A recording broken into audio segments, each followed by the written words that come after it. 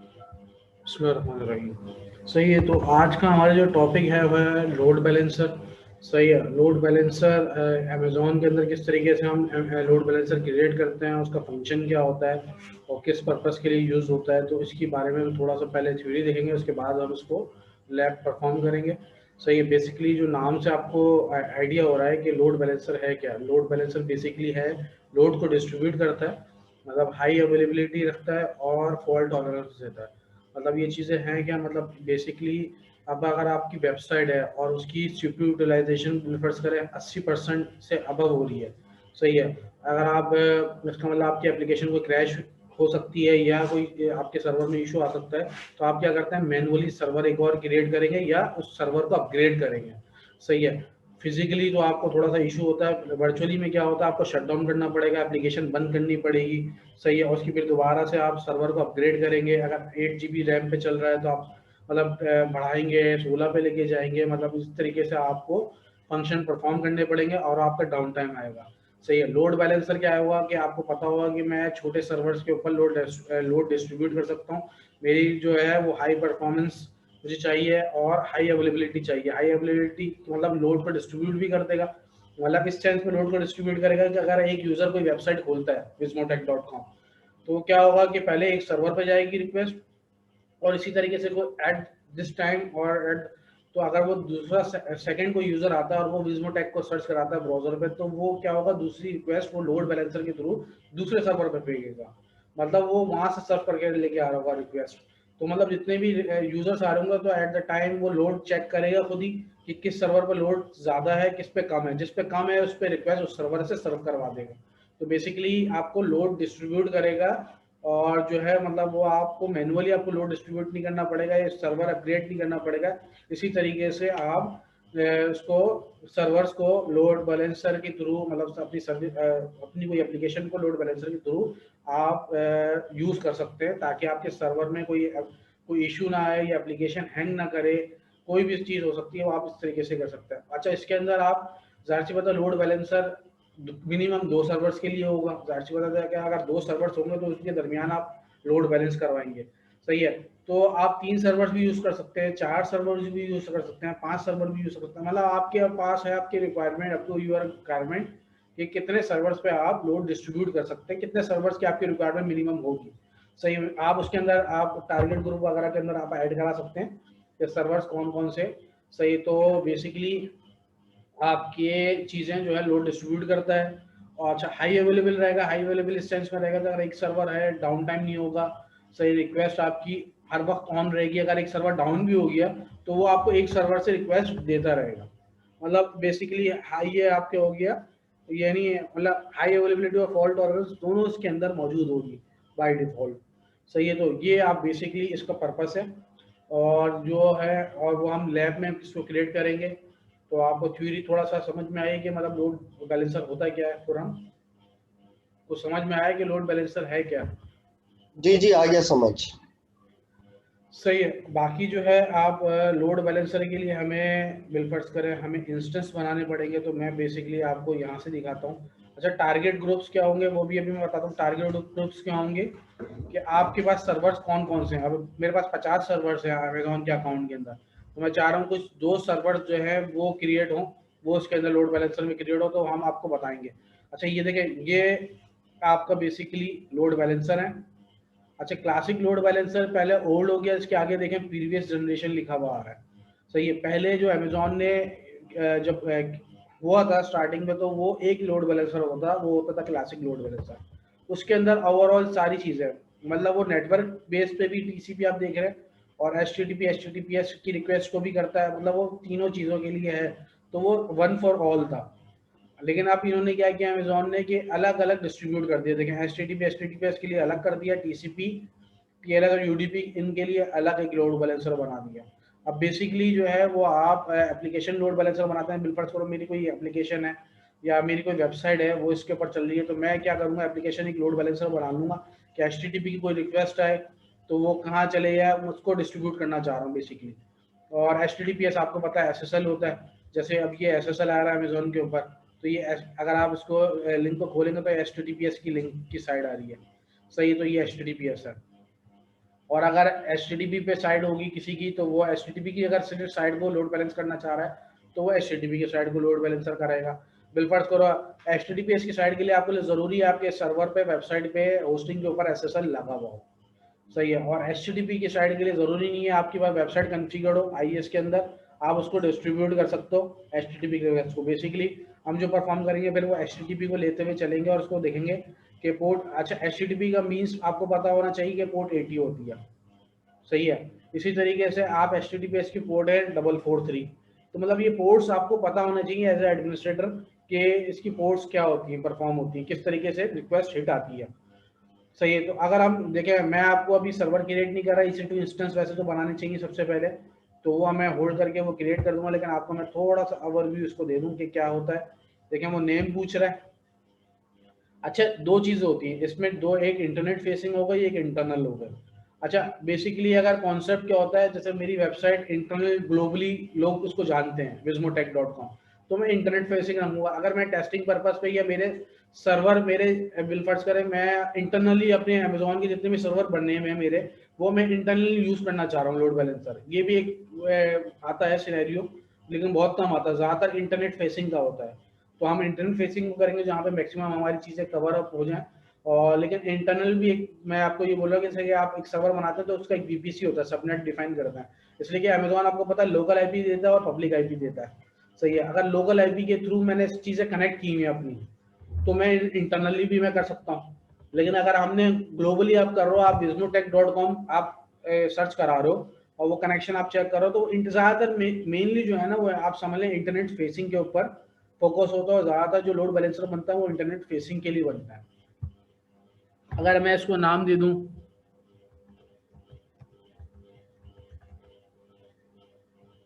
Load balancer, इसको LB, सही है। IP वर्जन 4, अगर मैं इसमें यहाँ पे क्लिक करता हूँ तो IP वर्जन 4 डुअल स्टेक भी कर सकते हैं, लेकिन आपको पता है कि अभी बेसिकली जो चल रहा है वो IP वर्जन 4 पे काम हो रहा है, अभी ना IP वर्जन 6 पे ज़्यादातर यूजर्स नहीं ट्रांसफर हुआ है। बहुत सारे वेंडर्स ने IP वर्जन 6 पे कर दिए हैं, लेकिन फिर भी अभी हमें टाइम है बहुत, तो हम लोग जो फोकस करेंगे वो IP वर्जन 4 पे करेंगे। देखें, मैंने आपको बोला कि मैं HTTP के लिए कर रहा हूँ, तो मेरे लिए पोर्ट 80 बहुत है, इसलिए कि उसके अंदर हमें मुझे और लिसनर ऐड कराने की जरूरत नहीं है। बेसिकली ये लिसनर है कि कौन कौन सी रिक्वेस्ट को सिर्फ लिसन करेगा और लोड बैलेंसर के थ्रू लोड बैलेंसर पे फेंकेगा, तो वो पोर्ट 80 है सिर्फ, कि पोर्ट 80 के जितनी भी रिक्वेस्ट आएंगी तो वो मैं लोड बैलेंसर के थ्रू मैनेज कर रहा हूँ। अच्छा, अवेलेबिलिटी जोन बहुत इंपॉर्टेंट है, सही है, कि आपके VPC कौन सा VPC आप डिफॉल्ट सेलेक्ट कर सकते हैं, जो आपका एक डिफॉल्ट बना हुआ जगह का मैं सर्वर जो क्रिएट करूंगा, अगर मेरा EC2 जब बनाते हैं तो आपको पता है कि एक VPC डिफॉल्ट आ रहा होता है, या आपने अगर कोई क्रिएट किया हुआ तो वो आप सेलेक्ट कर सकते हैं। तो इसी तरीके से वो यहाँ पे भी वही आएंगे जो अगर आपके VPC बनेगा। वैसे मैक्सिमम जो है वो डिफॉल्ट के लिए जाते हैं। मैंने आपको बोला कि अमेजोन का अपना नेटवर्क बहुत स्ट्रॉन्ग है, जो वर्चुअल प्राइवेट नेटवर्क बनाया हुआ है इन्होंने, तो वो बेसिकली ज़्यादातर जो है कंपनीज वो उसी कोई पैटर्न को फॉलो करती हैं। लेकिन ये चीज़ जो है ना, ये आपने देखनी है, ये क्या देखनी है कि जब भी आप सर्वर क्रिएट करेंगे ना, तो जैसे दो सर्वर क्रिएट कर रहे हैं आप, तो एक सर्वर कोशिश करिएगा कि एक अवेलेबिलिटी जोन 1A में बने और एक 1C में बनाए। क्यों? इसकी वजह क्या है? इसकी वजह ये है, मैंने आपको बोला कि बेसिकली ये अमेजोन के इस वर्जीनिया के, कैलिफोर्निया के डाटा सेंटर्स हैं, या आप अवेलेबिलिटी जोन्स देख लें, सही है। अगर मैं चाहता हूं कि एक डाटा सेंटर, अगर बिल फर्ज करें आपका क्रैश हो जाता है, ये कोई इशू आता है अमेजोन की तरफ से, ईमेल आती है कि डिग्रेडेशन हो रही है, वैसे तो होता नहीं है, लेकिन मैं फिर भी फर्ज कर लेता हूँ कि अगर ऐसा कोई इशू होता है, तो अगर दोनों एक ही उसमें होंगे तो क्या इशू आएगा कि एक डाटा सेंटर में अगर कोई इशू आ रहा है या कोई नेटवर्क रिलेटेड कोई थोड़ा सा डिजास्टर आ गया या कुछ भी होगा, तो आपके दोनों सर्वर्स आपके क्या होंगे, अनरीचेबल हो जाएंगे, अनहेल्दी हो जाएंगे। लेकिन अगर आप एक सर्वर आपने 1A में बनाया हुआ और एक दूसरे रीजन में बनाया हुआ है, तो उससे फायदा क्या होगा, अगर एक रीजन में मसला आएगा तो आपका दूसरा अवेलेबल होगा, ये हेल्दी होगा, और अगर एक में दूसरे में मसला आएगा तो पहला वाला आपका हेल्दी होगा, सही है। तो ये इशू आपको थोड़ा सा क्रिएट करते वक्त आपको जहन में रखना है इस सिनेरियो को, कि ये जब क्रिएट करें तो आपको ये चीजें आपको पता हो।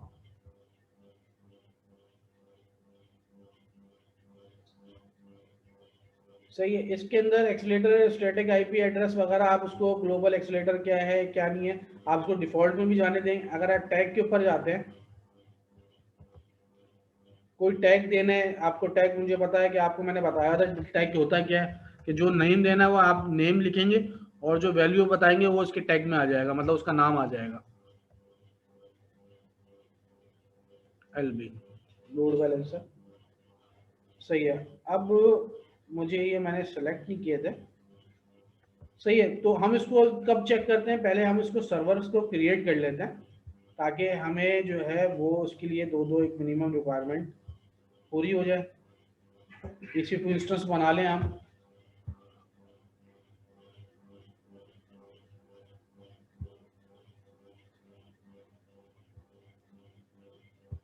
से लॉन्च इंस्टेंस करता हूँ,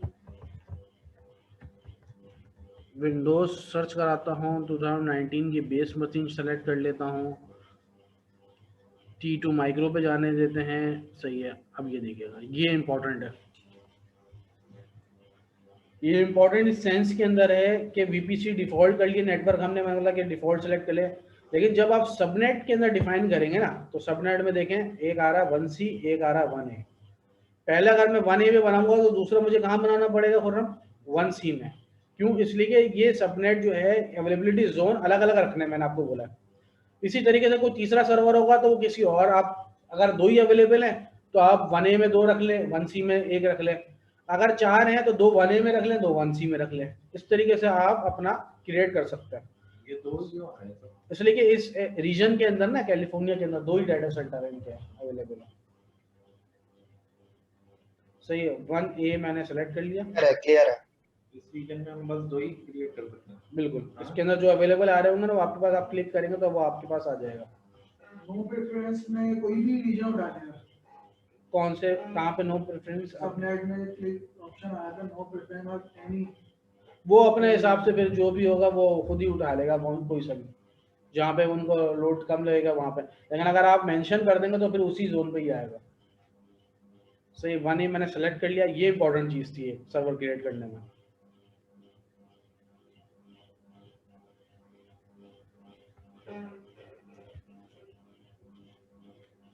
बाय डिफॉल्ट इस पे जाने दें।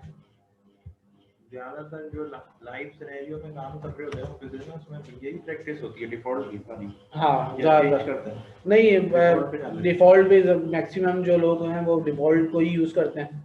मैंने आपको बताया कि उन्होंने पूरा नेटवर्क डिज़ाइन किया हुआ है, वरना आप पूरी अपनी पॉलिसी लेके आए, अपनी पॉलिसी के तहत में आप क्रिएट कर सकते हैं। लेकिन ज़्यादातर लोग डिफॉल्ट यूज़ करते हैं। ये आपके ऊपर इंस्ट्रक्ट हुई है, जो आप सिनेरियो आप यूज़ करना चाहें। तो ये मैं इसको सर्वर 1-1A, सही है। अच्छा, आप क्रिएट एग्जिस्टिंग आप करेंगे। मैं इसको विज़मो सिक्योरिटी में सेलेक्ट करता हूँ। विज़मो सिक्योरिटी के अंदर आपका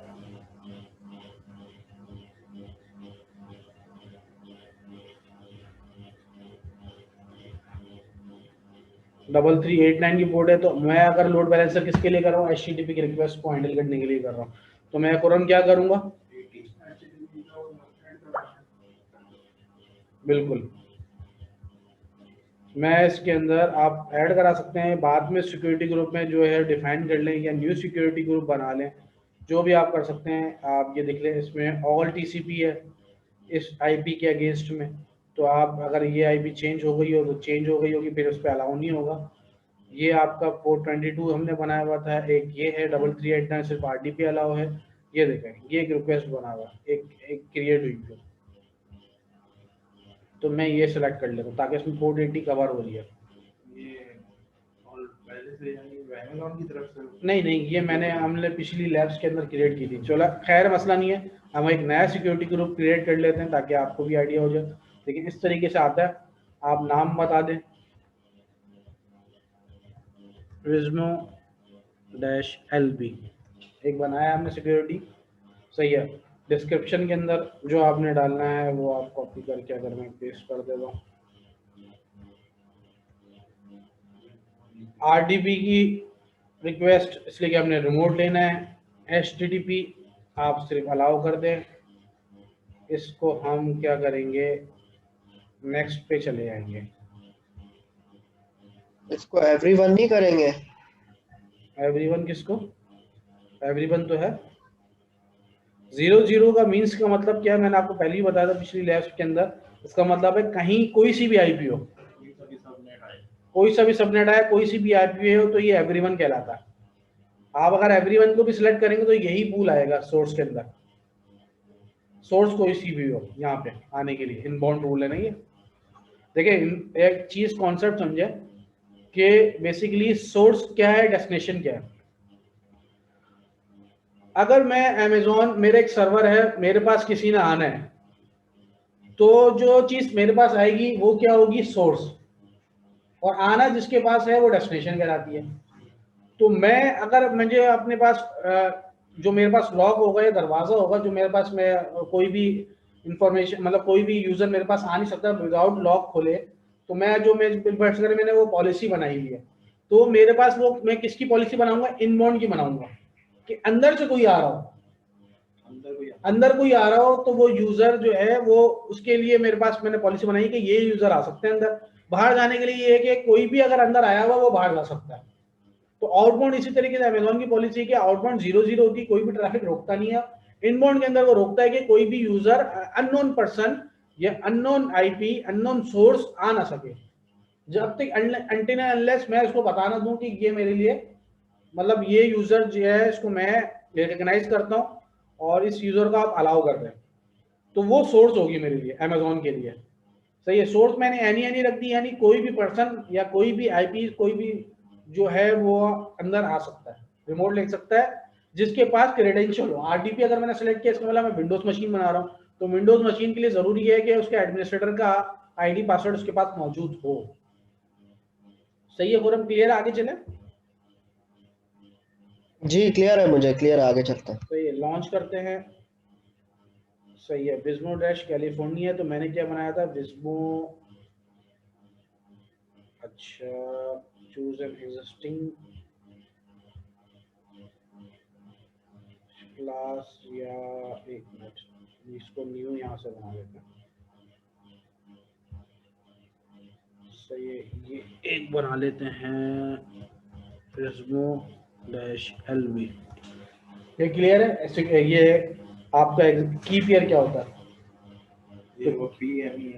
ये पैम फाइल, बिल्कुल बिल्कुल, ये पैम फाइल क्रिएट करता है, और ये जब भी आपको पासवर्ड डिक्रिप्ट करना होता है या पासवर्ड आपने चेक करना होता है सर्वर का पासवर्ड क्या है, आप डिक्रिप्ट करते हो तो आपको ये की पेयर जो है वो आपको इधर आप अटैच करोगे तो आपको वो डिक्रिप्ट करेगा।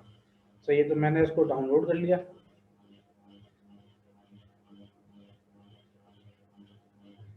आप डॉक्यूमेंट्स में ही कर ले, सेव करा लिया मैंने इसको, उसको लॉन्च कर लिया।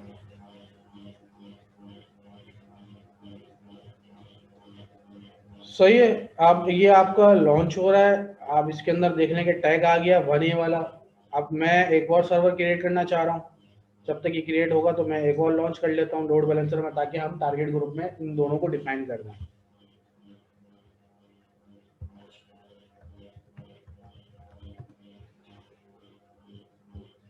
अब मैं थोड़ा सा एक्सप्लेन नहीं करता, मैं सिर्फ डायरेक्ट जल्दी जल्दी इसको क्रिएट कर लेता हूँ। सही, ये मैं आपको सिर्फ बताना चाहता हूँ कि 1A हमने पहले किया था, तो अब हम क्या करेंगे 1C। अगर आपने वापस चेक करना है कि उसका हुआ हुआ कौन सा है, तो आप यहाँ पे जाके बेसिकली इसको खोले एक नए टैब में। सही है, रनिंग इंस्टेंस के अंदर आ गए, और रनिंग अभी नहीं हुआ, इस वजह से वो टैब के अंदर आ नहीं रहा है आपका, इसके अंदर आ रहा है रनिंग। अच्छा, स्टेटस चेक नहीं हुआ आपका 1A। ये अवेलेबिलिटी जोन यहाँ पे भी व्यू होता है कि 1A आपका बता रहा है कि US डैश वेस्ट 1A। सही है, अब सेकंड पे आप 1C बना रहे हैं। बाकी आपको मैंने चीज़ें बता दी हैं, क्या क्या चीज़ें हैं। इसको ऐड स्टोरेज कराएं, डिफ़ॉल्ट जाने दें, इसको टैग में नाम रख लें।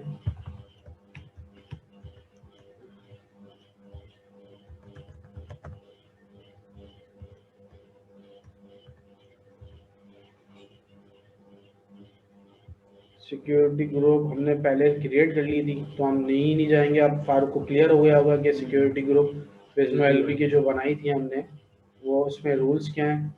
तो अगर आप इसको ऊपर करके देखेंगे तो ये देखेंगे कि यहाँ पे इस तरीके से आती है जब हम क्रिएट कर लेना। लॉन्च किया तो हमने क्या किया, वो जो विज़्मो डैश एलपी बनाई थी ताकि इससे पासवर्ड कनेक्ट हो जाए।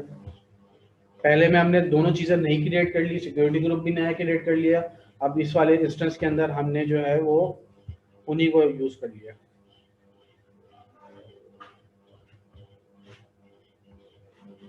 इसको मैं फिल्टर हटा देता हूँ तो ये देखिएगा।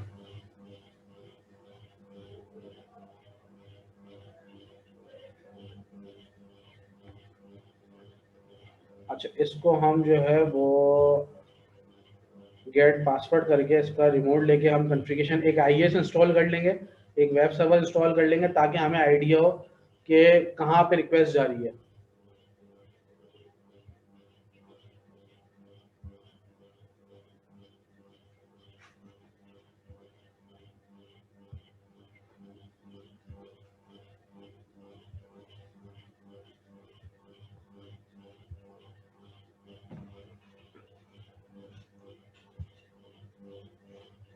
सही है, तो हम इसको एक नोटपैड की फाइल सेव कर लेते हैं। इसके अंदर आपका क्रेडेंशियल सेव कर लेते हैं। सर्वर 1 के क्रेडेंशियल क्या हैं, एडमिनिस्ट्रेटर, उसका पासवर्ड आ गया ये। सही है, रिमोट लेने के लिए हमने प्राइवेट आईपी नहीं, हमने पब्लिक आईपी यूज़ करनी है। तो पब्लिक आईपी हमारी 1 की मैं अगर यहाँ सेलेक्ट कर लेता हूँ तो इसकी इंफॉर्मेशन आपकी इस तरीके से यहाँ पे आ रही है। इसकी आईपी क्या है ये, तो मैं इसको यहाँ पे इसकी आईपी को पेस्ट कर लेता हूँ। सही, ये इन्फॉर्मेशन आ गई आरडीपी लेने के लिए। तो मुझे क्या करना है, सबसे पहले तो कंट्रोल सी करके मैंने इसको आरडीपी ले लेना इस सर्वर को।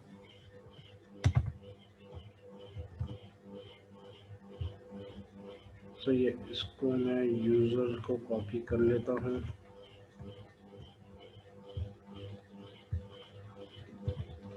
$बैकस्लैश यूज़ कर लिया करें ताकि इसके आपके डोमेन का मशीन का नेम वगैरह नहीं जाता इसमें आपका।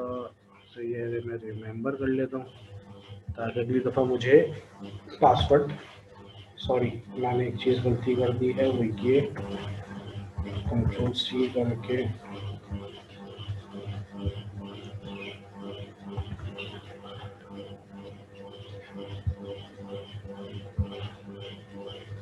मैं ऑफ कर देता हूँ। Don't ask again.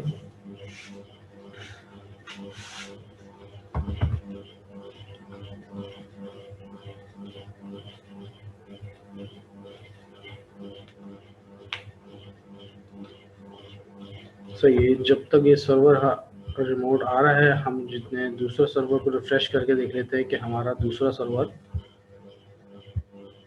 Running state में आया है या नहीं आया। स्टेटस चेक कंप्लीट हो गया है तो इसका मतलब ये दूसरा सर्वर जो है हमारा आ गया है। जब तक हम इसकी भी सारी चीज़ें कंप्लीट कर लेते हैं अपने पास।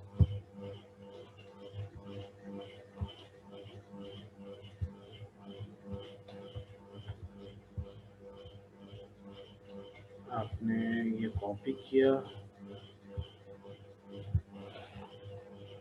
सही है। आपने सर्वर 2 इसका एडमिनिस्ट्रेटर,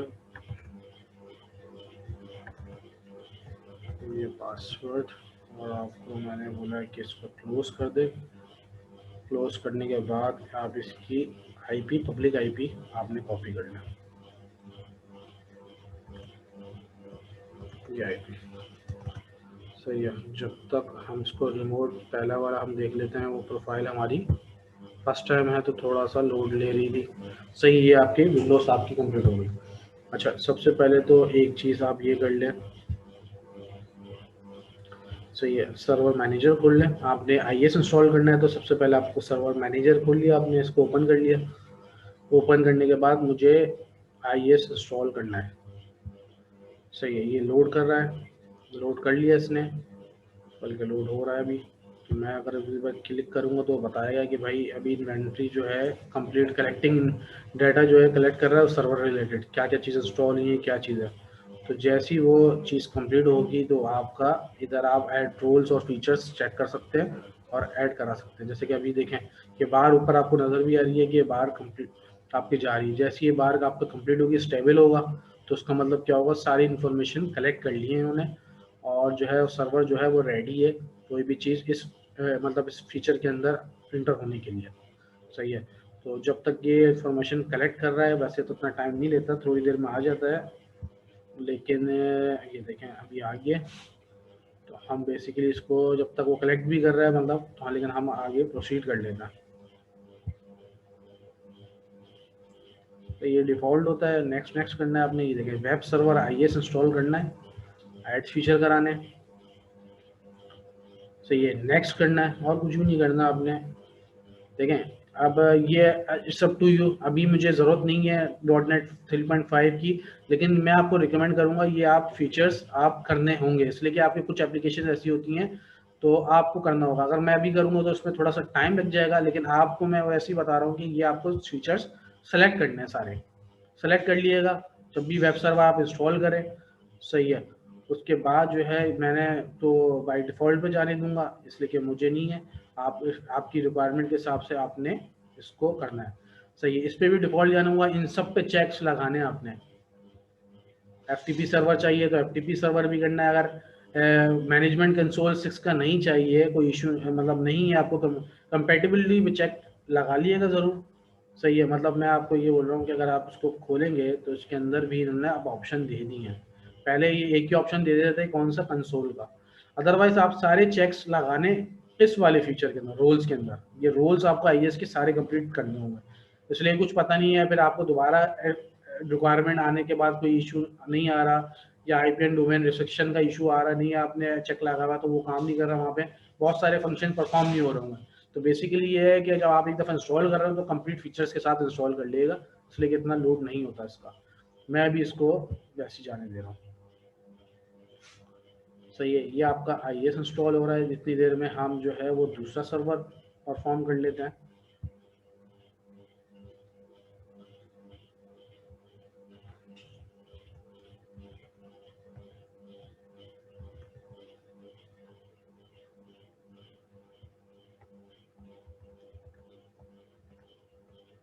लेकिन इससे फर्क नहीं पड़ता अगर .बैकस्लैश डालूँ नहीं डालूँ, लेकिन कुछ जगह पे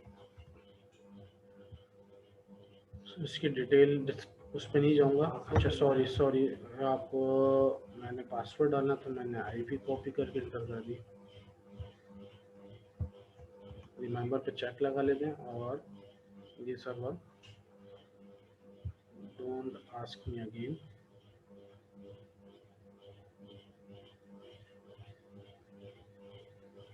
तो इसी तरीके से ये सर्वर हमारे पास विंडोज़ रेडी हो गई थी और ये फीचर्स कर रहा है। तो हम 245 वाला हमारा सेकंड सर्वर है और फर्स्ट सर्वर पे अगर हम जाते हैं तो 248 हमारा सेकंड है। देखें अभी ये रोल्स वगैरह IIS इंस्टॉल कर रहा है बेसिकली।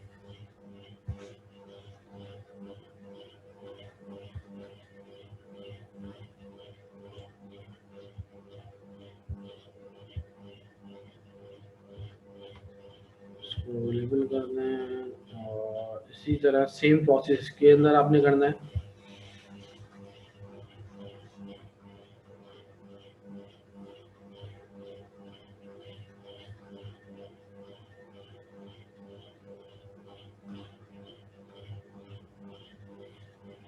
सो इसी तरीके से इन्फॉर्मेशन कलेक्ट करेगा। अगर मैं दूंगा तो वो बोलेगा अभी तक इन्फॉर्मेशन कलेक्ट हो रही है।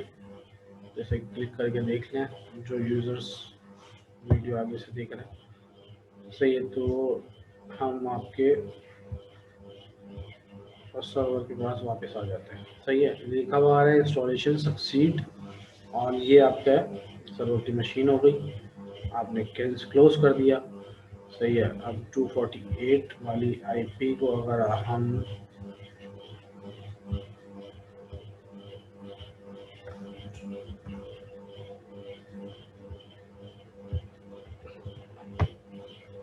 क्या देखें, जब भी आप सर्वर की IP आपने की तो क्या आ रहा है, इंटरनेट इंफॉर्मेशन सर्विसेज, यानी ये वेब सर्वर के ऊपर रीडायरेक्ट आपका आ गया है, यानी आपका आईएस इंस्टॉल्ड है, इसका मतलब ये है।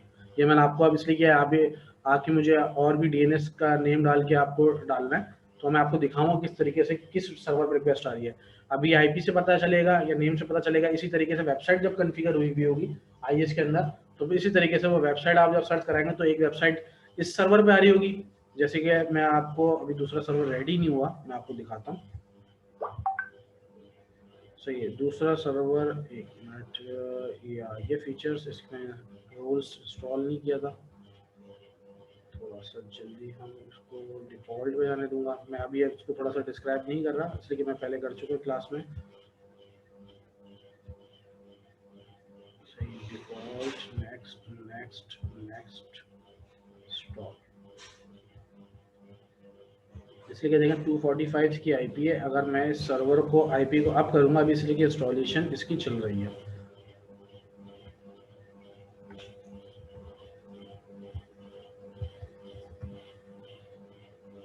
ये देखिए,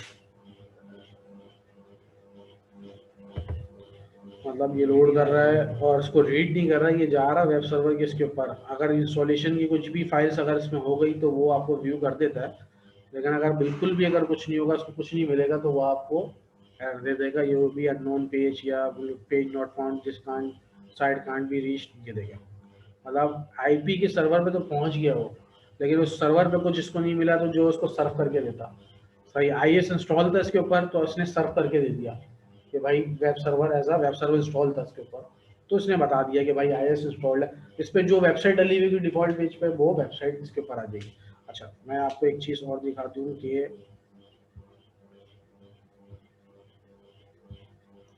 मैं 248 वाला हमारा फर्स्ट सर्वर था। अच्छा, ये कहाँ पे इंस्टॉल होता है, क्या चीज़ होती है इनकी कॉन्फ़िगरेशन, मैं आपको थोड़ा सा गाइड कर देता हूँ।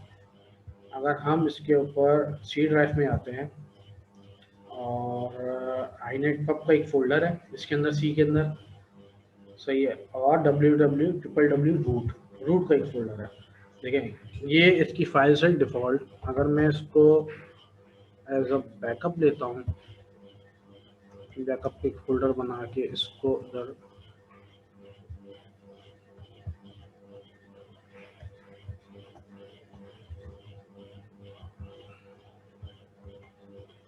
चलो मैं आपको एक चीज़ प्रैक्टिस करवा रहा हूँ ताकि आप लोगों को थोड़ा सा इसके बारे में आइडिया हो जाए। ये देखें, अब उसको सर्वर को वो चीज़ नहीं मिल रही वहाँ पे, फॉरबिडन इस वजह से बोल रहा है कि सर्वर इंस्टॉल्ड है, इस वजह से आ रहा है, वो चीज़ यहाँ वाली नहीं आई है। अब उसको फाइल्स नहीं मिली हैं, मतलब अगर कोई इंडेक्स की फाइल पड़ी हुई होती तो वो सर्च करके दिखा देता।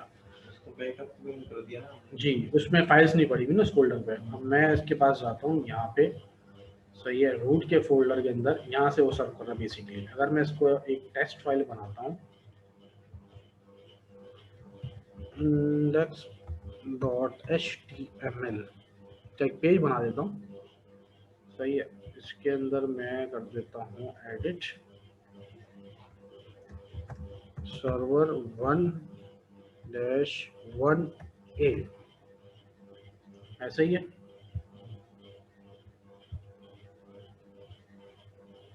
एक मिनट,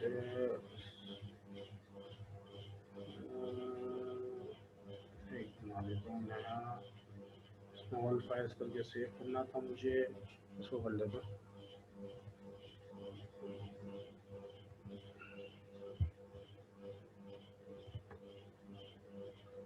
सही है, अच्छा, इसको सही है मेरे ख्याल से। ये अभी हमारे पास अच्छा, इसको मैं अगर करता हूँ तो ये सर्च नहीं हो रही, इसलिए कि हमारे पास, एक मिनट,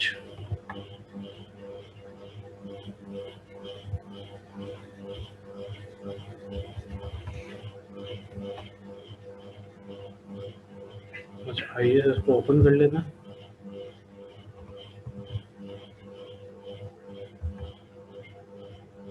यहाँ से आप कर लें या विंडोज इसके अंदर जाके कर सकते हैं। ये बेसिकली ये रहा आपके आईएस सर्वर। अब ये डिफ़ॉल्ट के ऊपर आ रहा है, ये वेबसाइट यहाँ से आ रही है। आप इसके अंदर देख रहे हैं कि ये जो है पाथ यहाँ का उठा रहा है, index.html। अच्छा, ये मैं आपको इस वजह से दिखाना चाह रहा हूँ, इसको डबल क्लिक करता हूँ और उसका डिफ़ॉल्ट डॉक्यूमेंट खोलता हूँ, तो index.html ये आपका डिफ़ॉल्ट अगर पड़ा हुआ है, मैं इसको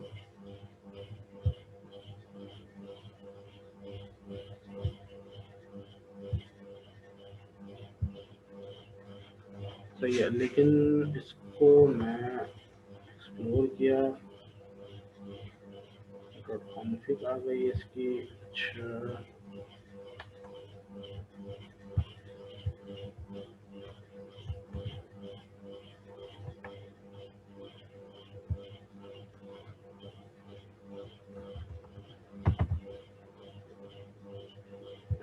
अच्छा, तो हम वापस आते हैं।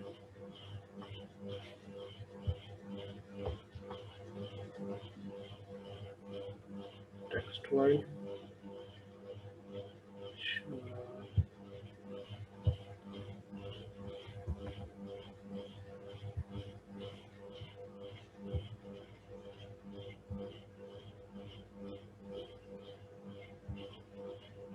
फाइल्स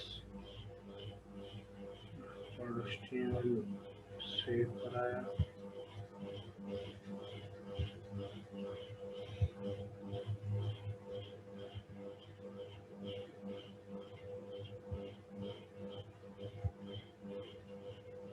इसके अंदर पहले भी एक इशू आ रहा था। अच्छा, अच्छा एक काम ये कर लेता हूँ, बिल्कुल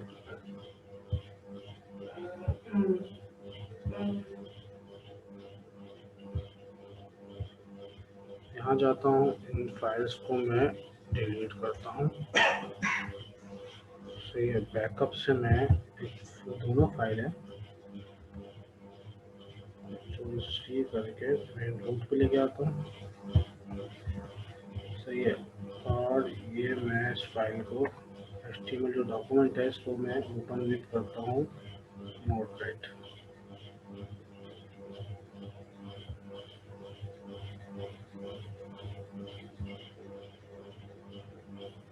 सही है। अच्छा, आपका डबल करें,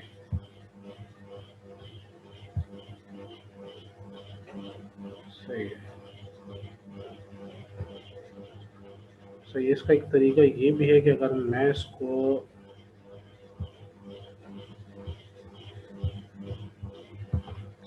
/index.html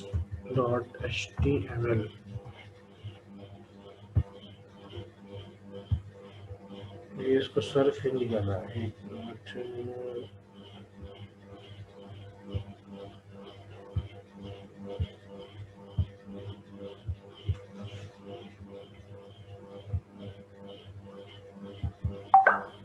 सही है, तो इसको हम देखते हैं अब तक, इसलिए कि लेकिन बेसिकली अगर मैं इसको वापस इसके लेके आता हूँ और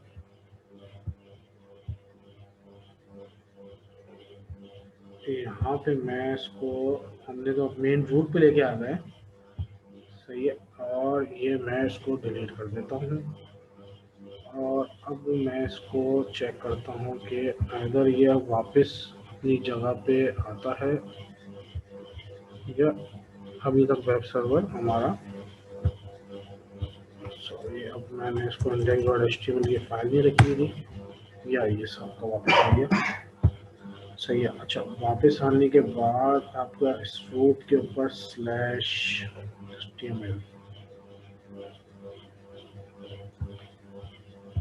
सही है, जब तक हम इसको चेक कर लेते हैं। आपका 245 है, इसमें सारे IIS के फीचर्स इंस्टॉल हो गए हैं। अब ये चीज़ भी चेक कर लेते हैं, लेकिन ये जब वेब सर्वर्स पे इंस्टॉल हुआ है ना, इसको भी थोड़ा सा देख लेते हैं। ये IIS आपका कंप्लीट हो गया। सही है, अब ये आपके 2 सर्वर्स हैं जिसके अंदर आपकी एप्लीकेशन आ गई। अच्छा, मैं इसके अंदर हेल्थ चेक वगैरह सारी चीज़ें इसको चेक कर लेता हूँ, तो लेकिन ये है कि पहले हम इसको चीज़ को देख लेते हैं कि इशू क्या है, और उसके बाद हम इसको कंटिन्यू करते हैं, इसलिए ताकि हमें पता चलेगा कि भाई किस तरीके से हम ऐड कराने के बाद हम चेक करते हैं कि क्या चीज़ इशू इसमें क्या आ रहा है, जब तक हम इसको टारगेट ग्रुप वगैरह में ऐड कर लेते हैं, लोड बैलेंसर वगैरह क्रिएट कर लेता है। सही है। अब थोड़ा सा इस पेज को रिफ्रेश करिएगा ताकि जो है इस लोड बैलेंसर का नाम आ जाए, विष्णु डैश एलबी। सही है, ये चीज़ें मैंने आपको एक्सप्लेन कर दी थी। आईपी वर्जन 4 पे जाना है, एचटीटीपी की रिक्वेस्ट को लोड बैलेंस करना है, वीपीसी हमने डिफाइंड डिफॉल्ट किया हुआ था, क्रिएट किया हुआ है। अच्छा 1A 1C, ये आपको आप आइडिया क्लियर होगा कि हमने 2 सर्वर्स क्रिएट किया। अगर ये चेक नहीं लगाएंगे ना तो रिक्वेस्ट वो वहाँ पे नहीं फेंकेगा। इसलिए जब तक आप इनेबल नहीं करेंगे ना यहाँ से, उस सर्वर पे रिक्वेस्ट नहीं जाएगी। टैग आपको पता है कि ये नेम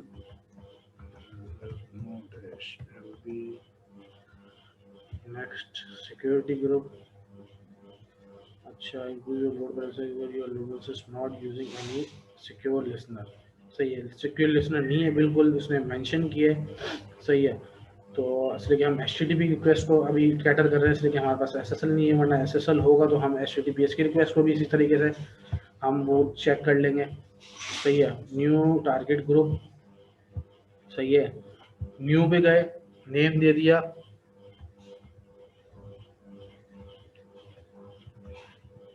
LB। इंस्टेंस वाइज हमने उसको बनाना है। सही है, दोनों इंस्टेंस हमने इसमें ऐड कराना है, तो इंस्टेंस पे चेक लगा रहेगा। प्रोटोकॉल कौन सा डिफाइन करना है, HTTP करना है, HTTPS करना है, इसलिए कि एप्लीकेशन लोड बैलेंसर में 2 ही लोड बैलेंसर है। पोर्ट उसमें HTTP सेलेक्ट करेंगे तो 80 आ जाएगी बाई डिफॉल्ट, अगर HTTPS सेलेक्ट करेंगे तो 443 आ जाएगी। तो मैंने आपको बताया था कि आपको खुद ही इंटर करने की जरूरत नहीं है। अच्छा, इसको बाय डिफॉल्ट जाने दें HTTP। सही है, अब ये HTTP आपका हेल्थ चेक है। हेल्थ चेक क्या है कि HTTP आपकी रूट डायरेक्टरी पे, वेबसाइट पे जो रूट पेज पड़ा होगा ना उसको सेलेक्ट कर रहा होगा। अगर किसी फोल्डर के अंदर जाके आपने कोई फाइल रखनी है तो वो वहाँ पे आप जाके बता सकते हैं कि अगर बिलफर्ज करें कोई वहाँ पे जाके चेक करता रहे कि index.html, अगर मैं एक फोल्डर बना दूं और फोल्डर के अंदर जाके कोई फाइल को सर्च कराऊं तो वहाँ से चेक करते रहे कि यहाँ पे चल रहा है नहीं चल रहा। अच्छा, एडवांस हेल्थ चेक्स के अंदर आपने टैग ओपन कर लें। ये देखें, ट्रैफिक पोर्ट के ऊपर बाय डिफॉल्ट जो है अमेजोन का आ रहा है कि हेल्दी थ्रेशोल्ड 5 होना चाहिए, अनहेल्दी थ्रेशोल्ड 2 होना चाहिए। टाइम आउट अगर 5 सेकंड्स तक टाइम आउट आ रहा है तो उसको अनहेल्दी ले ले। सही है, इंटरवल आपके 30 सेकंड्स तक चेक करते रहे, हर 30 सेकंड्स के बाद। सक्सेस कोड्स 200, अगर 200 उसको मिल रहा है, वो फाइलें मिल रही है तो उसको मतलब वो समझेगा हेल्दी पे। हेल्थ चेक के पहले करेगा, उसके बाद ये टाइमर्स वगैरह ये चेक करेगा, उसके बाद वो बताएगा ये हेल्दी है या अनहेल्दी है। हेल्दी अनहेल्दी मैं आपको बताऊंगा कि अभी आगे आगे अनहेल्दी और हेल्दी आएगा कि क्या होता क्या है। अच्छा, रजिस्टर टारगेट्स आपने देखें, टैब अलग अलग खुद ही आपको बता रहा है कि आगे नेक्स्ट कहाँ जाना है। देखें, अब वो ये पूछ रहा है, देखें इसके अंदर एक मोस्ट इंपॉर्टेंट चीज है कि ऐड टू रजिस्टर्ड कराना है आपने। कैसे करेंगे, अभी ये देखिए मैं इसको क्लिक करूंगा नहीं होगा, क्यों? जब तक मैं इसको चेक नहीं लगाऊंगा वो रजिस्टर्ड नहीं होगा। मैंने इसको ऐड रजिस्टर्ड कराया, इसको अब मैंने चेक हटाया, इसको चेक लगा के ऐड टू रजिस्टर्ड कराया। अब ये 2 मेरे पास रजिस्टर्ड हुआ, ये 2 मेरे पास, मैं इनको बता रहा हूँ कि भाई ये सर्वर जो है ना, अगर इधर मेरे पास मल्टीपल सर्वर्स होते हैं ना, 5 या 10 15, ये सारे सर्वर दिखा रहा होता है यहाँ पे भी, और मुझे बता रहा था कि कौन सा सर्वर इसमें ऐड कराने इस टारगेट ग्रुप के अंदर। सही है, आप टारगेट ग्रुप भी आपको क्लियर है कि वो सर्वर को बेसिकली बोल रहा है कि कौन सा इंस्टेंस आपके उसको ऐड कराना है। रिव्यू कर ले एक दफा। ये आपने नेम रखा प्रोटोकॉल, पोर्ट आपकी 80 है, HTTP प्रोटोकॉल आप लोड बैलेंसर करना चाह रहे हैं, प्रोटोकॉल बता रहा है, सिक्योरिटी ग्रुप कौन सा लगाया हुआ है, ये आपका व्यू करना है, कोई एडिट करना है यहाँ से एडिट कर सकते हैं। सही है, ये सारे थ्रेशोल्ड क्या रखा हुआ है, इंस्टेंस कौन कौन से ऐड कराए हैं, ये देखें सारे आ रहे हैं। ग्लोबल एक्सीलेटर मैंने आपको बोला डिफॉल्ट, उसको जरूरत नहीं है, आपको डिसेबल रहने दें, और ये क्रिएट कर लें। ये देखें, अच्छा ये अभी परफॉर्म हुआ है या नहीं हुआ, ये आपको अभी ऐसे नहीं पता चलेगा जब तक कि आप यहाँ पे जाके आप ये देखें, ये सारा यहाँ पे इसको मेंशन कर रहा होता है क्या क्या चीज़ें आपने एडिट करनी है, वो एडिट भी कर सकते हैं। सारी इंफॉर्मेशन इसकी यहाँ पे आ रही है। लिसनर ये बता दिया कि कौन सा लिसनर है, आपने इसको चेक करके एडिट करना है लिसनर है क्या। देखो फॉरवर्ड टू TG-LB जो हमने ग्रुप डिफाइन किया हुआ है, वो अगर आपने डिफाइन करना है तो ये देखें, ये बता रहा है कि भाई कौन कौन से, मतलब जो आपने मेंशन किया था ना इसमें आपने ऐड कराए थे, ये वो हैं। मॉनिटरिंग में आ गए। सही है, ये आपकी मॉनिटरिंग वो देख रहा है कि सारी चीज़ें कि क्या क्या चीज़ें हेल्थ चेक कैसी हैं, क्या है, क्या परफॉर्म है, क्या परफॉर्मेंस है। सो ये टैग आपने डिफाइन किया हुआ है, विजमो एल बी डिस्क्रिप्शन पे आ जाता है। अब ये प्रोविजनिंग स्टेट के ऊपर है।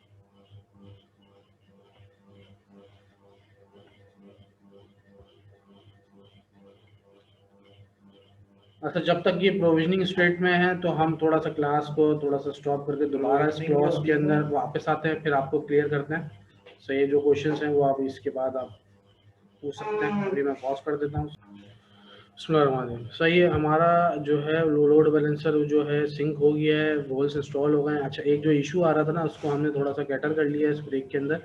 उसमें ये आ रहा है, हमने जो पेज बनाया था index.html, तो असल में बेसिकली जो है मैंने इस फाइल को कॉपी किया जिसके बाय डिफ़ॉल्ट IS की जो फाइल थी HTML जो बाय डिफ़ॉल्ट पेज लेके आ रहा था। सही है, तो मैंने इस फाइल को कॉपी करने के बाद इसको मैं रीनेम कर रहा हूँ, इसलिए कि मैं उस सर्वर पे पहले वाला चेक कर ले, पहले वाला बिल्कुल ओके हो गया है। कि ये देखें, मैंने इसके अंदर जो है वो पेज डाल के उसको बता दिया कि ये सर्वर 1 है, उस फाइल के अंदर बता दिया। इसलिए कि जब वो इसलिए कि फिर हम लोड बैलेंसर जब कॉन्फ़िगर हो जाएगा तो हम लोड बैलेंसर में डीएनएस उसका डीएनएस का नाम डाल के हम इस ब्राउज़र पे चेक कर रहे होंगे और रिक्वेस्ट चेक कर रहे होंगे कहाँ पे रिक्वेस्ट जा रही है। सर्वर 1 पे जाएगी, फिर हम ताकि देखेंगे कि एक ही यूआरएल होगा, कभी वो सर्वर 1 दिखा रहा होगा, कभी सर्वर 2, इसलिए कि हमने पेज बताया होगा ताकि आपको पता चलेगा इस आईएस से सर्व हो रही है चीज़, फिर दूसरे आईएस से सर्व हो रही है। सही इसी तरीके से मैं आपको दिखा देता हूँ कि दूसरे हम कि इसको अगर मैं बाय डिफ़ॉल्ट इंडेक्स कर दूंगा तो इंडेक्स आपका ये उठा लेगा। सही है, और इसके अंदर मैं डिफ़ाइन कर देता हूँ नोटपैड प्लस प्लस खोल के, नोटपैड प्लस प्लस नहीं है मेरे पास तो मैं इसको सर्वर 2 इसको सेव करा लेता हूँ। सही है, अब ये देखिएगा, इसको मैं अगर 245 वाले सर्वर पर आता हूँ तो इसको सर्वर 2 आएगा। सही है, एक आपका सर्वर 1 है, एक आपका सर्वर 2 है। दो आपके पास सर्वर्स हैं जो आईएस आपके कॉन्फ़िगर्ड हुए हैं। मतलब अब इसके अंदर आप ये देखें कि स्टार्ट हम ये करते हैं कि अब मैं इसका डीएनएस नेम कॉपी करता हूँ।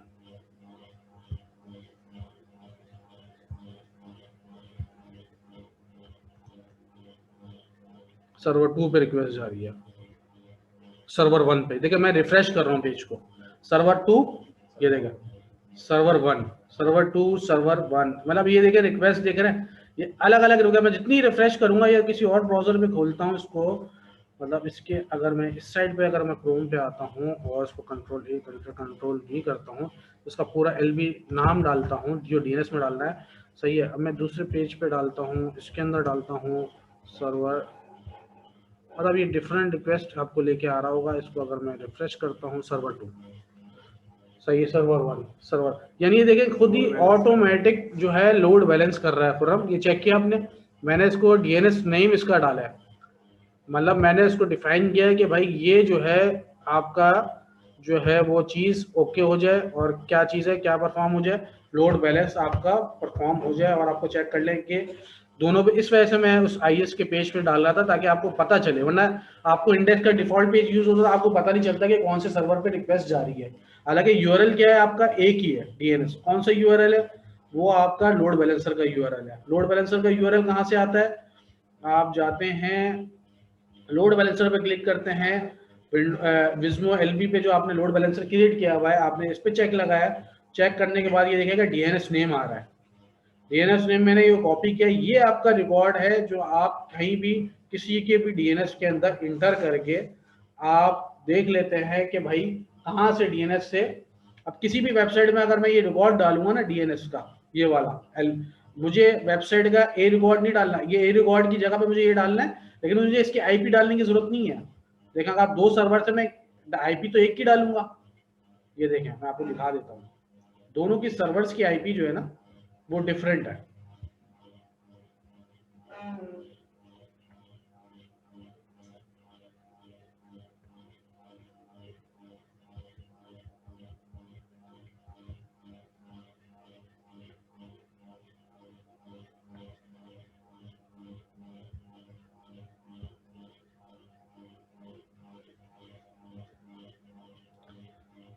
सही है। अगर मैं किसी एक सर्वर पे क्लिक करता हूँ तो इसकी आईपी आपने देखा होगा कि मैं इसकी इन्फॉर्मेशन अगर गेट करनी है तो इसकी आईपी क्या आ रही है 248।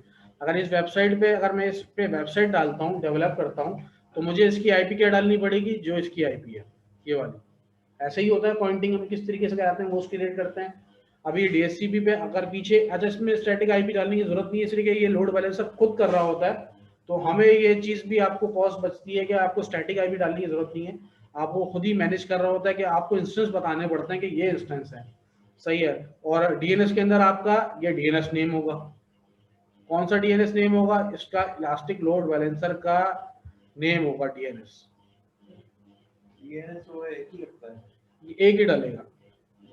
अब उसके अंदर 4 सर्वर डले हुए हो, अब वो कहाँ जो जो सिनेरियो होगा ना, जो कहाँ परफॉर्म कर रहा है वो लोड बैलेंसर की बात जा रहा है। ये जो डीएनएस नेम है ना लोड बैलेंसर का, कहाँ पे, ये रहा आपका लोड बैलेंसर। अब उसके अंदर 4 डाल दो या 5 डाल दो, उसके अंदर बिल्कुल अब आप 4 सर्वर डाल दो या 5 डाल दो, इस सर्वर को आप सेलेक्ट करो।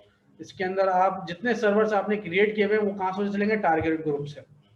टारगेट ग्रुप जो आपने क्रिएट किया था तो ये टारगेट ग्रुप आ गया आपका।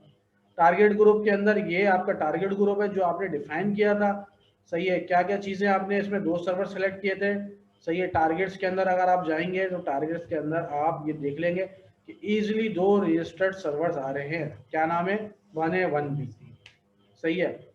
तो इसी तरीके से आपको अगर एक टारगेट ऐड कराने तो आप ये देखिएगा अभी हमारे पास कोई सर्वर नहीं है, वरना अवेलेबल जो भी सर्वर होता है वो यहाँ पे आ रहा होता है। मैं इसको वैसे ही सेलेक्ट करके इसको टारगेट में ऐड करा लूँगा। सही है। तो ये आपका परफॉर्म हो गया कि किस तरीके से आपने लोड बैलेंसर के थ्रू आपने सर्वर को डिस्ट्रीब्यूट किया, किस तरीके से आपने इसको परफॉर्म किया। मतलब कोई प्रॉपर वेबसाइट कोई वेबसाइट आपको मैंने बोला कि आपके वो हाँ जो वेबसाइट डेवलपर देगा, ये समझ लें बिल्कुल ऐसे ही है। एसएच जैसे मैंने फाइल्स डाली हुई है, ये मैंने एचटीएमएल का पेज बनाया हुआ अपना। सही है। पेज में मैंने सिर्फ सर्वर 1 सर्वर 2 लिखा हुआ है, तो वेबसाइट में जो आपकी फाइल्स होंगी रूट पे पड़ी होंगी वो फाइल आपको व्यू होंगी।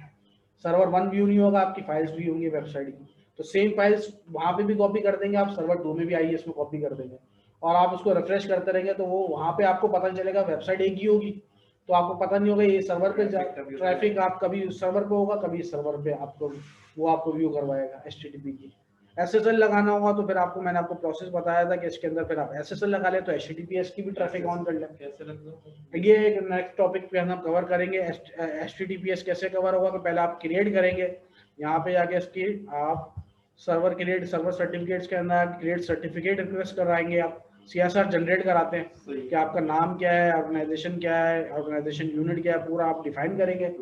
सही है। उसके बाद एक फाइल दे देगा जो इनक्रिप्टेड उसमें फॉर्म में होगा, वो आप कॉपी करके जहाँ से एसएसएल आपने जनरेट करना है वहाँ पे आप जाके जहाँ से आपने लेना है आप वहाँ जाके ये आप की डालेंगे पूरा उसका, तो वो आपको एक एसएसएल सर्टिफिकेट .crt की फॉर्म में और पूरा बंडल दे देगा, वो आपको सर्टिफिकेट देगा। वो सर्टिफिकेट देने के बाद जो है आप यहाँ पे कंप्लीट रिक्वेस्ट में जाएंगे। कंप्लीट रिक्वेस्ट पे जाने के बाद वो फाइल पाथ पूछ रहा है आपको, सीआरटी जो फाइल होगी देखें सीआरटी फाइल यहाँ पे अटैच करा देंगे, और उसका कोई भी नाम आपने रखना हो ताकि वो जो सर्वर में व्यू होगा ये आप वो नाम डाल देंगे। तो जब ओके कराएंगे तो यहाँ पे एक सर्वर सर्टिफिकेट व्यू होने लग जाएगा। और फिर आप साइड में जाएंगे, जैसे डिफॉल्ट साइड है कोई भी वेबसाइट का आप कॉन्फ़िगर करेंगे उसका नाम आ रहा होगा, तो उसके अंदर जाके आप बाइंडिंग्स के अंदर जाके ये देखें, जैसे कि अभी HTTP की साइट बनी हुई है, मैंने HTTPS की बनाई, तो ये सिलेक्ट किया तो ये देखें होस्ट नेम आ रहा है और सर्वर सर्टिफिकेट पूछ रहा है। जो इंस्टॉल हुआ होगा अभी नन आ रहा है, जब सर्टिफिकेट इंस्टॉल किया हुआ होगा तो सर्टिफिकेट आ रहा होगा। आप सर्वर सर्टिफिकेट इसमें इनरोल करा देंगे तो आपका HTTPS पे होगा। फिर वो रीडायरेक्शन एक चीज़ होती है कि HTTPS पे भी आपकी साइट खुल रही होगी। तो मतलब ये चीज़ आपका पूरा कवर हो गया इस टॉपिक के अंदर। सही है। तो बाकी कोई क्वेश्चंस हो तो आपको बता दीजिएगा। अभी हम फिलहाल के लिए इसको रिकॉर्डिंग को हम स्टॉप कर देते हैं ताकि हमारा पूरा प्रॉपर एक बन जाए। ठीक है ठीक है। बिस्मिल्लाहिर्रहमानिर्रहीम। सही है। तो हम अब नेक्स्ट टॉपिक पे आते हैं जो कि है आपका ऑटो स्केलिंग। ऑटो स्केलिंग मैं आपको थोड़ा सा डिफाइन कर दूं कि ऑटो स्केलिंग क्या है। ऑटो स्केलिंग ये है कि बिलफर्ज करें अभी आपका लोड बैलेंस जो है वो 2 सर्वर्स का एक्सीड कर दिया, यानी इसकी सीपीयू यूटिलाइजेशन एक्सीड हो गई है दोनों सर्वर्स की। अब आपको मैनुअली एक सर्वर क्रिएट करना पड़ेगा, फिर जाके उसको टारगेट ग्रुप में ऐड कराना पड़ेगा, सारी चीज़ें दोबारा से करनी पड़ेंगी, और दोबारा से वेबसाइट्स मुझे कॉपी करके वहाँ पे भी पेस्ट करनी पड़ेगी। तो मैं क्या करूँगा, एक इमेज क्रिएट कर लूँगा अपने एक वेब सर्वर की, और उसके अंदर जब इमेज क्रिएट करने के बाद जो लोड बैलेंसर में दोनों ऐड कराए हुए हैं, तो मैं क्या करूँगा, उसको ऑटो स्केलिंग का पार्ट बनाऊंगा और उसके अंदर AMI डिफाइन कर दूंगा उस इमेज वेब सर्वर की। तो वो क्या करेगा, जैसे ही वो लोड देखेगा 80% है CPU यूटिलाइजेशन, तो एक नया सर्वर क्रिएट कर देगा। और ऐसे ही जैसे ही उसकी यूटिलाइजेशन कम होगी तो as same as reverse process चलाएगा और वो सर्वर डिलीट कर देगा। सही है। तो वो आप ये देखते हैं कि किस तरीके से हम जो है वो ऑटो स्केलिंग के अंदर हम आपको काम करते हैं, क्या करते हैं, इसका लैब परफॉर्म करेंगे। तो अभी चेक करते हैं। सबसे पहले तो मुझे जो वेब सर्वर हमने क्रिएट किया है उसका मैं इमेज बना रहा हूँ। सही है। तो इमेज आपको पता है कि EC2 में मैं दोबारा से आपको दिखा देता हूँ कि किस तरीके से मैं इसका इमेज बना रहा हूँ और क्या करना है। दोनों वेब सर्वर सेम थे, तो मैंने उसके अंदर मैं क्या कर रहा हूँ कि मैं किसी भी सर्वर का एक इमेज बना लेता हूँ। सही है। तो आप इमेज में गए, क्रिएट इमेज में गए, इमेज का आपने नाम दे दिया। सही है। ये जो DNS में कॉपी किया हुआ था, तो मैं इसका दे दूंगा Vismo-AMI। ये इमेज बना रहा हूँ ताकि ये वो नाम आपको वहाँ पे नज़र आएगा सेलेक्ट करते हो। नो रिबूट पे चेक लगाएंगे तो रिबूट नहीं होगा, अदरवाइज क्या करेगा, इमेज बनाते ही सर्वर को रिबूट कर देगा। सही है। बाय डिफॉल्ट में बिल्कुल कुछ भी नहीं करना है, टैग करना है तो टैग आप बता सकते हैं कि टैग आपने क्या किया है, नेम किया, इमेज, इसको टैग कर दिया। सही है। आप क्रिएट इमेज कर दिया। सही है। इमेज आपको पता है कि कहाँ पे आता है सर्वर का, एज इट इज मैंने सर्वर 1A का इमेज बनाया है। इसका मतलब क्या है कि वो कौन सा सर्वर के फाइलें पड़ी हुई होंगी इसके अंदर, उसमें जो ब्राउज हमने कराया था उसमें लिखा हुआ था सर्वर 1-1A, तो वो फाइलें पड़ी हुई। तो वो आपको इमेज बनाने के बाद, वैसे तो अभी मैंने फिलहाल टेस्टिंग के लिए लैब के लिए मैंने क्रिएट कर दिया, अदरवाइज आपको पूरी फाइल्स प्रॉपर आपने सेम होंगी, मतलब जो 1A में पड़ी हुई होगी वही 1C में भी पड़ी हुई होगी, मतलब दोनों सर्वर में फाइल्स आपकी वेबसाइट की सेम होंगी। तो तीसरे में भी ऑटोमेटिकली जो इमेज बनेगा वो भी सेम आएगा। हमने उसमें चेंज किया हुआ था कि HTML के जो पेज है वो अलग अलग डाले हुए थे, ताकि वो आपको मैं टेस्टिंग पर्पस के लिए, क्लास के लिए, ताकि आपको क्लियर हो जाए चीज़ें कि दोनों अलग अलग सर्वर पर रिक्वेस्ट जा रही है। सही है। अच्छा, इमेज जो बन रहा है वो मैं आपको दिखा देता हूँ कि AMI में जाते हैं। ये देखें, ये इसका एक इमेज बन रहा है। जैसे ही पेंडिंग क्लियर हो जाएगा तो हम अपने नेक्स्ट लैब के अंदर इसको जो है वो आपका आगे हम परफॉर्म करेंगे। तो मैं थोड़ा सा पॉज करता हूँ, फिर दोबारा स्टार्ट करते हैं। सही है। बिस्मिल्लाहिर्रहमानिर्रहीम। सही है। क्लास को हम कंटिन्यू करते हैं ऑटो स्केलिंग का। इसके अंदर ये है कि हमारा एक हमने सर्वर का इमेज ले लिया जो अभी पेंडिंग स्टेट के अंदर है। सही है। तो आपका सर्वर जैसी इमेज क्रिएट होगा, मैं आपको जितने डिस्क्राइब कर दूँ कि होता क्या है, क्या क्या चीज़ें इसमें इन्फॉर्म करनी होती हैं, क्या क्या। अच्छा, जैसे लॉन्च कॉन्फ़िगरेशन नेम है, इसके अंदर आपको कुछ भी दे दें, विज़मो डैश ऑटो स्केलिंग। सही है। अच्छा, AMI अभी क्रिएट हो रही है तो अभी कोई AMI है नहीं। सही है। AMI का नाम मैंने आपको जो दिया था, देखें ये जो AMI आ रहे हैं ना, ये मार्केट प्लेस से सारी चीज़ें आ रही हैं, वो server as it is create कर देगा। मुझे वो सर्वर क्रिएट नहीं करना है। मुझे, आपको मैंने बोला था कि मेरा वेब सर्वर है, मैं चाह रहा हूँ उसका इमेज दिया हुआ है वही सर्वर और बनते रहे, ताकि मुझे कुछ करने की जरूरत ना पड़े, वो लोड बैलेंसर में भी ऐड भी होते रहे ऑटोमेटिकली। मेरा टारगेट ग्रुप में था, सर्वर्स ऑटोमेटिकली सारे क्रिएट होते रहे। तो मैं इसको क्या करूँगा कि अभी मेरा जो इमेज बन रहा है उस इमेज का मैं नाम ले लूँगा। सही है। जैसे ही वो क्रिएट होगा तो मेरे यहाँ पे अवेलेबल हो जाएगा, जैसे कि हो गया। मैं इस AMI के नेम को कॉपी करूँगा। सही है। और मैं इसके यहाँ पे आया और मैंने चूज AMI के अंदर सर्च करा है। सही है। तो ये अभी हमारे पास कोई भी AMI सेलेक्ट नहीं हो रही। अच्छा, ये क्यों नहीं आई, एक मिनट। ये कम्युनिटी की AMIs आ रही हैं हमारे पास।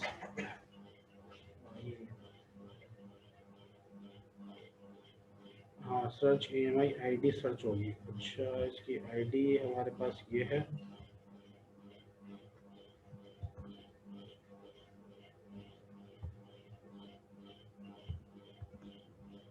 ये देखें। अच्छा, वो बता भी रहा है, देखें उसके अंदर ये बता रहा है, जब मैं सेलेक्ट करने जा रहा हूँ ना, तो उसमें बता रहा है कि सर्च बाय AMI ID। मैंने क्या डाला था, AMI का नेम, सही, तो वो सर्च करके नहीं लाया। जैसे ही मैंने इसकी AMI ID सर्च कराई तो वो इमेज का लेके आ गया, वो मैंने सेलेक्ट कर लिया। देखिए ये एक इम्पॉर्टेंट चीज़ थी, देखें, ताकि उसको समझाना थोड़ा ज़रूरी था कि किस तरीके से आपके पास AMI ID आती है। बहुत सारे लोग AMI नेम, उनको ज़्यादातर कॉन्सेप्ट में ये होता है कि नेम डालूंगा, ये AMI का नेम डाल दूँ तो AMI वहाँ पे आ जाएगी। हालांकि AMI क्रिएट हुई हुई है, अवेलेबल है। तो आपको ये चीज़ इंटरव्यू के और आपके समझ लें कि जो पेपर रिलेटेड सर्टिफिकेशन में जो आप देंगे तो उसके अंदर भी एक इम्पॉर्टेंट क्वेश्चन होता है कि क्या चीज़, तो आपको क्लियर होना चाहिए कि AMI की ID डलती है सर्च कराने के अंदर जो आप सेलेक्ट करते हैं। सही है, आपने सेलेक्ट कर लिया, सही है।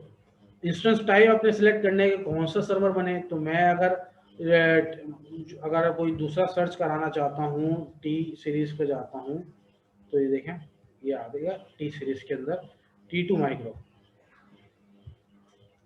मैंने बता दी कि भाई इस रेंज का बने सर्वर। IAM रोल वगैरह मैंने कुछ नहीं क्रिएट करना, बाय डिफ़ॉल्ट जाने दें, कोई भी ज़रूरत नहीं है कि आप डिफाइन करें। मॉनिटरिंग कोई इनेबल करनी हो या कुछ करना हो, कोई ज़रूरत नहीं है। आपने सिर्फ बताया कि अच्छा, मैं आपको बताता हूँ जहाँ पे कॉन्फ़िगरेशन करनी है।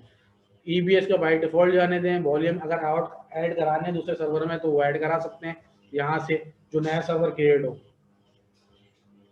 सिक्योरिटी ग्रुप कोई क्रिएट करना है तो वो नया बनाना है तो वो बना लें।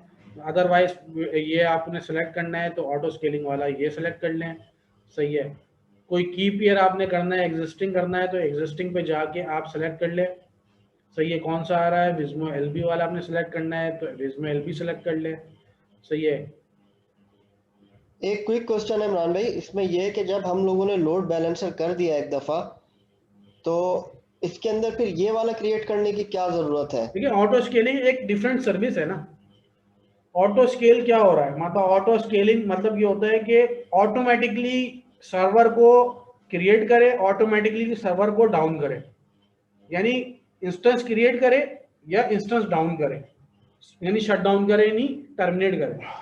तो आप ऑटोमेटिकली अपनी एप्लीकेशन की, मतलब आप रिक्वेस्ट के ऊपर देख रहे होते हो कि कितना लोड आ रहा है, मेरी चीज ऑटोमेटिकली बिल्कुल करें। रात में आप सर्वर एडमिनिस्ट्रेटर चले गए, रात को 1 बजे जो है वो कोई भी अवेलेबल नहीं है और एप्लीकेशन पर लोड आ जाता है, आपका लोड बैलेंसर के ऊपर लोड आ गया या आपके सर्वर के ऊपर लोड आ गया, तो अब आपकी एप्लीकेशन एक्सीड कर दी, 80% पे एक्सीड हुई, उसके बाद 90% हुई, आपका सर्वर हो गया हैंग, क्रैश कर गया आपका, तो आपको क्या होगा, एप्लीकेशन डाउन, यही होगा।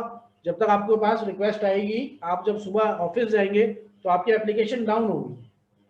तो इसके लिए क्या करते हैं लोग कि ऑटो स्केलिंग इनेबल कर देते हैं। उससे क्या होता है कि जैसे ही सर्वर पे लोड आया, 80% CPU यूटिलाइजेशन एक्सीड की, उसके बाद क्या हुआ कि वो ऑटोमेटिकली सर्वर को हो गया अप कर दिया इसने, इसने खुद ही, बिल्कुल। और आपको, हाँ, इसी तरीके से आप जो है, मतलब उसने 80% जब एक्सीड किया, उसने एज इट इज दूसरी इंस्टेंस खुद बनाई, सारी चीजें उस पर डाली और रेडी कर दिया। बिल्कुल बिल्कुल, आपने इमेज लिया ना, तो आपको पता है इमेज क्या होता है, इमेज एज इट इज जो आपने सर्वर में फोल्डर भी क्रिएट किया होगा ना, वो एज इट इज वो ही आ जाएगा।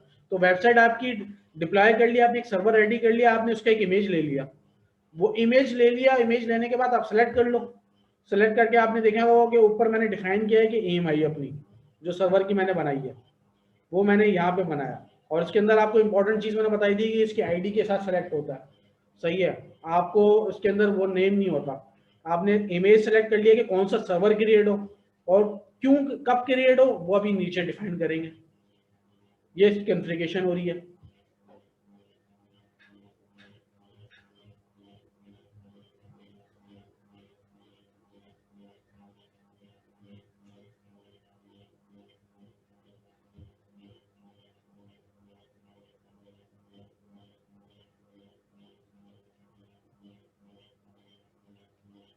सही, ये आपका, एक मिनट,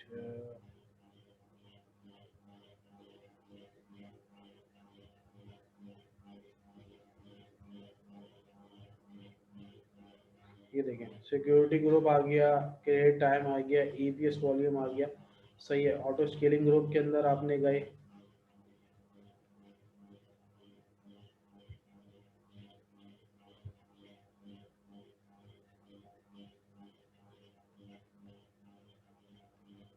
थोड़ी सी स्क्रीन हमें वो पड़ रही है, तो हम उसको बेसिकली यहाँ कर देते हैं।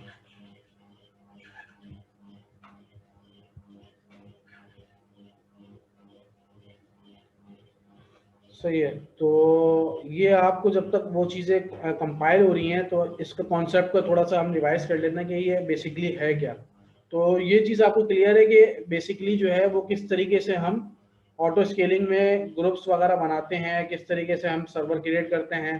सही है, क्या चीज़ें हम करते हैं, लोड बैलेंसर हमने क्रिएट कर लिया। सही है, ऑटो स्केलिंग का हमें आइडिया हो गया कि ऑटो स्केलिंग है क्या। सही है, तो इसके बाद आपको क्वेश्चन हो तो आप कोई क्वेश्चन कर सकते हैं। तो अब तक जो है